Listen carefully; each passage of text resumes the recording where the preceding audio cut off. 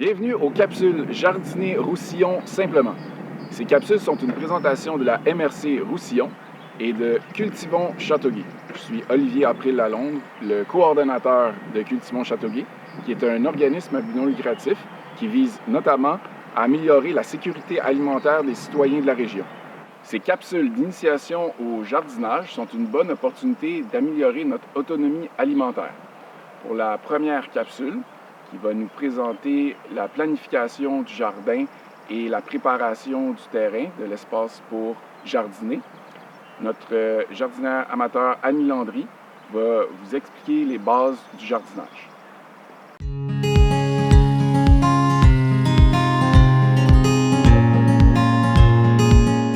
Le but des présentes capsules, c'est de donner des moyens aux citoyens et citoyennes de partir un potager à la maison.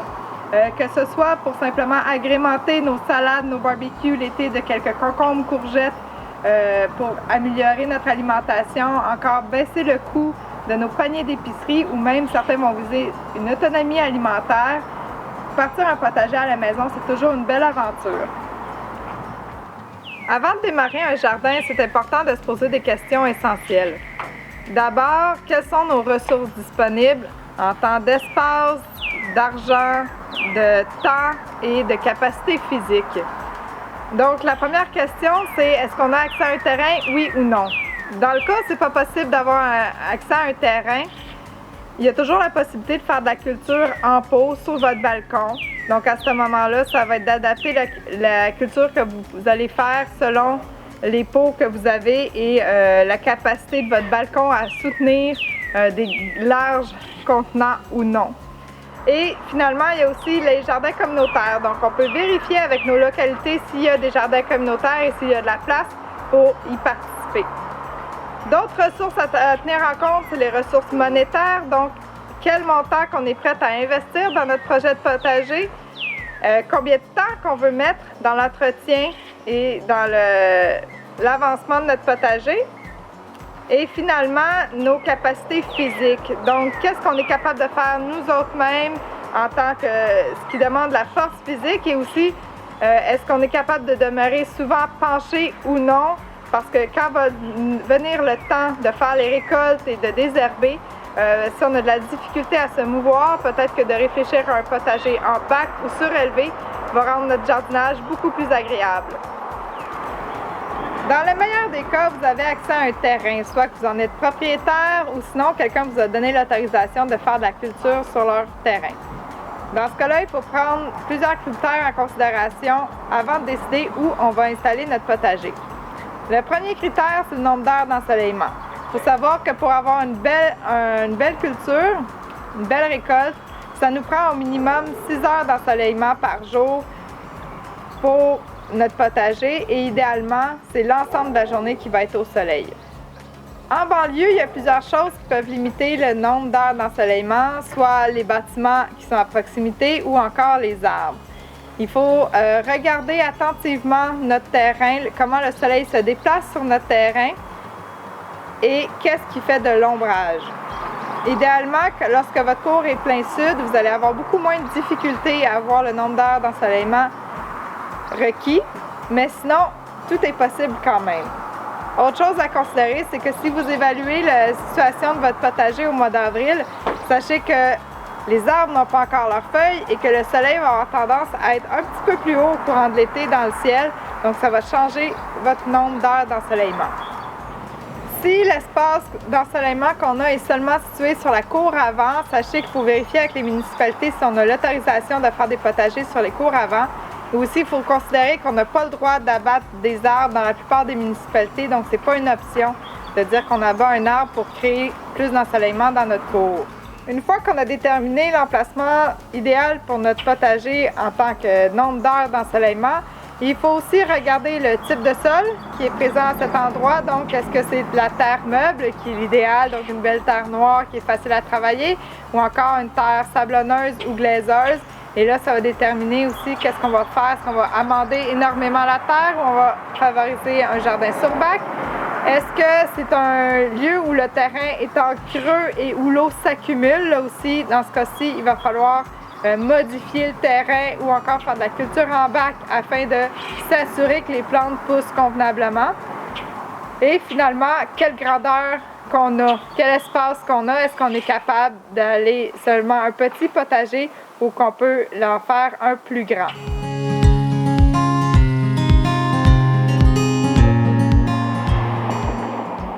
Donc maintenant qu'on a un terrain où faire notre potager, il faut déterminer quel type de potager on veut. Comme on l'a dit plus tôt, selon les ressources qu'on a accès, soit monétaires et le type de sol qui s'y trouve, ça va beaucoup orienter le type de potager qu'on peut faire. Il y a évidemment le potager de pleine terre, qui est le potager de type traditionnel qu'on voit beaucoup en majorité ici. Si on a un type de sol qui est meuble, donc de la belle terre noire, c'est parfait. On peut juste rajouter un peu de compost, l'amender légèrement et on est prêt à cultiver. Dans le cas où c'est un type de sol plus glaiseux ou avec beaucoup de sable, il va falloir penser à l'amender sérieusement la première année et même les années subséquentes pour arriver à finalement avoir une belle terre noire. Donc, c'est à savoir que c'est un investissement sur plusieurs années que d'amender une terre. Ensuite, pour démarrer notre jardin en pleine terre, il va falloir enlever la tourbe ou défaire la plate-bande si c'est une plate-bande, mais plus souvent, contrairement, on part sur un sol de tourbe. Deux manières d'enlever la tourbe, soit de l'enlever carrément de manière mécanique à la pelle ou avec une vieille tourbeuse qu'on peut louer, ou sinon d'utiliser, d'étouffer la tourbe et d'utiliser, comme on voit ici, avec des toiles qu'on laisse sur la tourbe pendant plusieurs mois. Ou la manière rapide, c'est d'utiliser des boîtes de carton que l'on défait ou une bonne pile de journaux qu'on met sur la grandeur de notre jardin. Et ensuite, on rajoute la terre par-dessus, ce qui fait que la tourbe va être étouffée. On peut commencer dès la première année à cultiver. Si le sol de notre emplacement pour notre potager est de mauvaise qualité ou si encore on a des restrictions avec notre corps qu'on aimerait travailler de manière plus élevée, il y a toujours la possibilité de créer des jardins en bac. On en a des exemples en arrière de moi où c'est des très petits bacs. On a rajouté simplement une planche pour rajouter de la terre. On peut le faire à la hauteur qui nous convient. Toujours prendre en considération évidemment que plus on fait notre bac haut, plus ça va demander une bonne structure du bac et plus de terre évidemment. Le jardin en bac a aussi d'autres avantages. Il se réchauffe plus vite au printemps, donc permet une culture plus rapide, mais il coûte beaucoup plus cher et il va demander aussi plus d'arrosage l'été. Au final, peu importe le type de potager que vous allez mettre en place, sachez que vous n'êtes pas condamné à utiliser qu'un seul type. Vous pouvez le faire évoluer à travers les années et surtout l'adapter à votre terrain et à ce qui vous fait plaisir.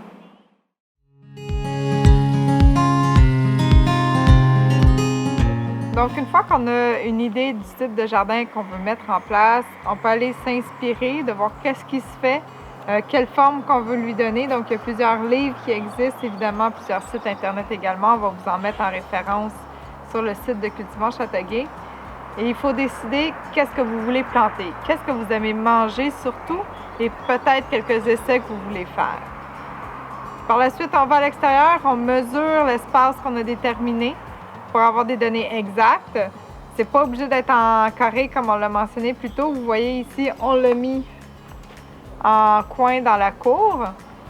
Et puis, on détermine le type de culture qu'on va faire. Est-ce qu'on fait une culture plus intensive, donc les plants très rapprochés l'un envers l'autre, comme la culture en carré ou de la culture bio-intensive, ou encore on favorise une culture plus traditionnelle qui demande un plus grand espacement entre les plants, mais qui permet l'utilisation d'outils plus gros.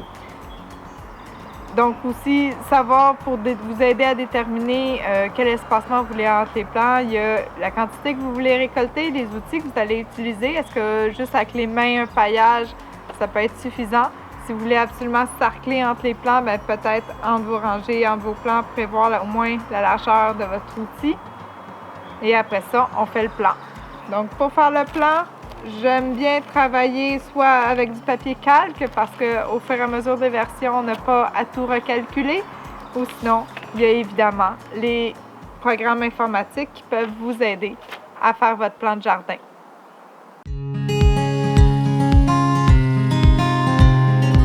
Maintenant qu'on a un plan de notre potager, qu'on sait qu'est-ce qu'on veut planter, il faut savoir comment on va le réaliser, notre potager. Combien de terre, combien de compost, combien de bois, si on fait une structure, on va avoir besoin. Et finalement, est-ce qu'on va le réaliser soi-même? Est-ce qu'on demande de l'aide de la famille et des amis? Ou on donne le contrat à une entreprise spécialisée? Maintenant qu'on sait quand est-ce que notre potager va être prêt, il faut planifier nos premières plantations. Et pour ce faire, on n'a pas le choix que de regarder notre zone de rusticité. En gros, la zone de rusticité, c'est de savoir c'est quand la dernière période de gel jusqu'à la première à l'automne. En Montérégie, notre zone de rusticité, c'est souvent entre 5 et 6, quelques zones à 4. Et il faut faire attention au microclimat. Lorsqu'on est dans une zone très exposée au grand vent, il va faire plus froid, le gel va arriver plus rapidement. Et au contraire, si on est dans une zone où abritée du vent, entourée de béton qui garde la chaleur, on va être moins exposé au gel et on va pouvoir planter plus vite. Il nous reste maintenant de faire l'achat de nos semences.